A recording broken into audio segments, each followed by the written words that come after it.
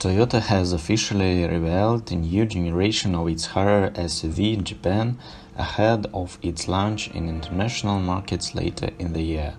Now entering its fourth generation, the Harrier was the first launched in Japan in the late 1990s, and the SUV formed the basics of a Lexus RX. The fourth generation SUV migrates to the company's TNGA platform, as do other new global Toyotas, along with a sportier design as compared to the outgoing third-gen model.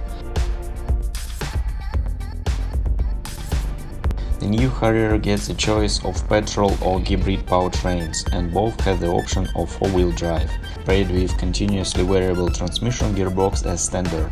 Total system output is bumped to 222 horsepower in the four-wheel drive model. As a petrol unit, a continuously variable gearbox is offered as standard.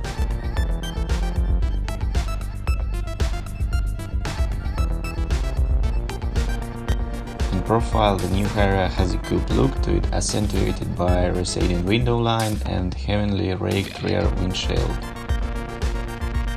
First face is dominated by a large central air dam with a band of chrome along its upper and lower edges. The all-LED headlamps and grille are now Slicker's units. The former features G-shaped LED in a line with a new Corolla in international markets. The car maker also says the hybrid models get a 100-watt AC